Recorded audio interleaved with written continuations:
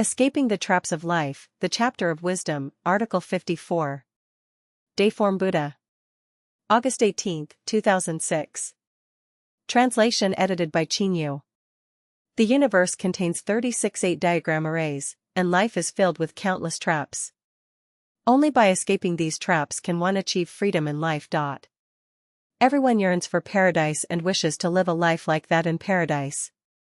Buddhism speaks of the Western Pure Land, the Elysium world, but in reality, the Elysium world exists in the East, South, and North as well. The question is, how do we reach these paradisiacal worlds? Let me guide you step by step.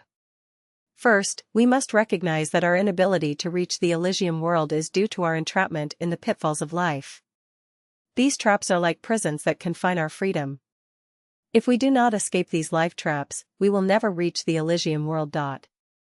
Many of us have likely experienced this. When watching war scenes on TV or in movies, the scenes may evoke our emotions, but our suffering and fear are not as intense as those depicted because we are not actually involved in those life-threatening situations.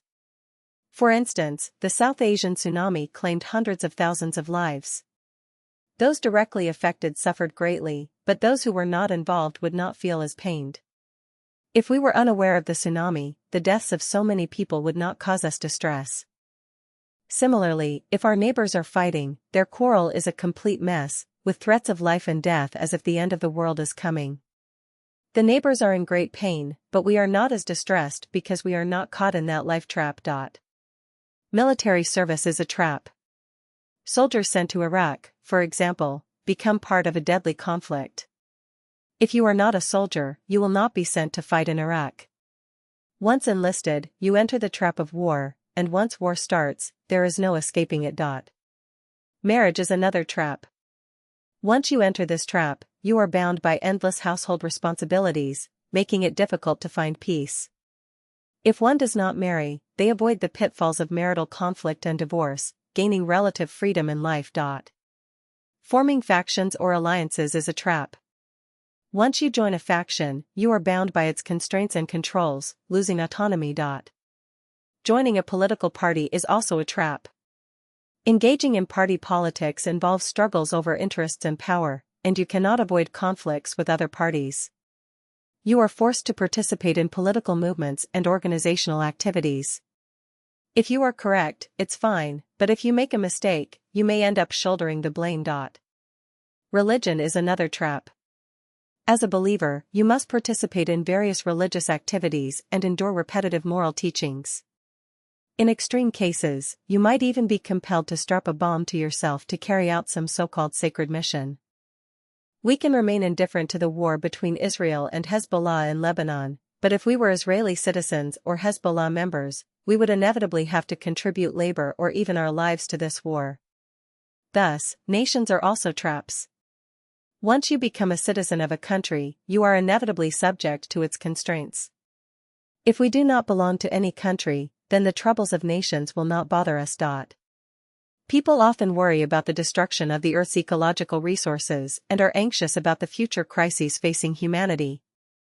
But if we were outside Earth, we wouldn't be troubled by such issues. Thus, the world of Earth is also a life trap. Imagine living in a paradise outside Earth, free from family, political parties, religions, nations, and factions. How would our lives be? That would be freedom, my comrades. That would be peace, my comrades.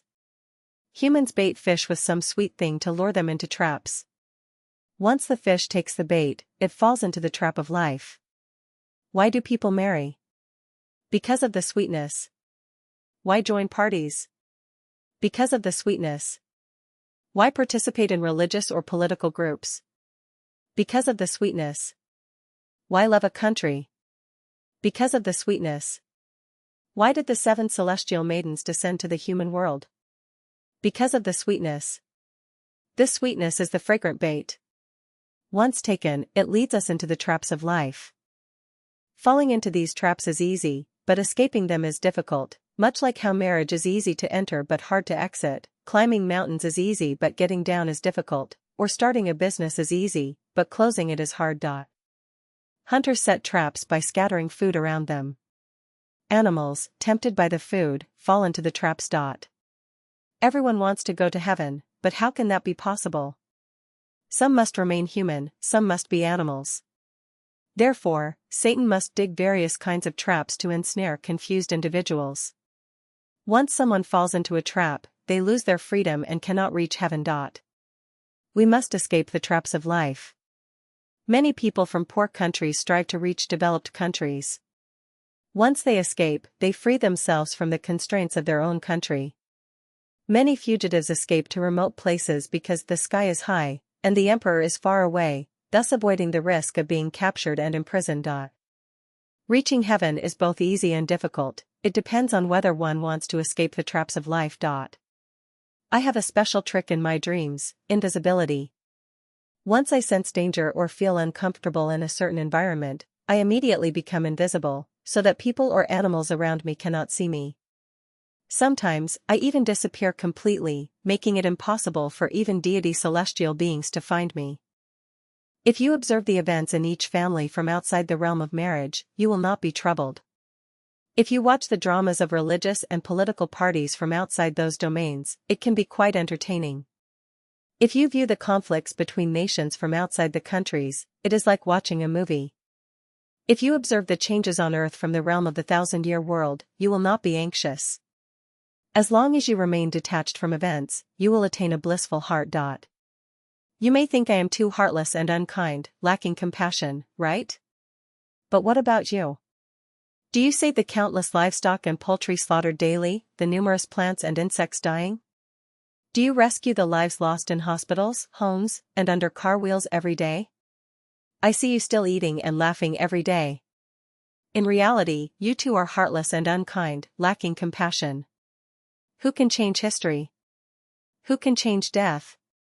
Who can change the evolutionary program of the Tao? We should not try to change these things. What we need is to escape the traps of life. Those who cannot save themselves cannot save others. Can a poor person provide financial assistance to others? Can a person in prison help fellow inmates escape?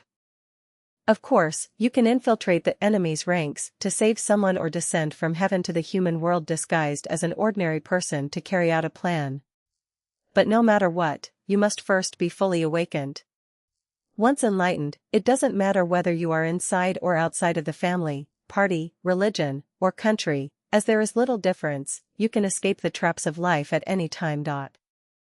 Those already trapped must first escape mentally. As long as your spirit is awake and your heart is clear, you can gradually escape the traps of life.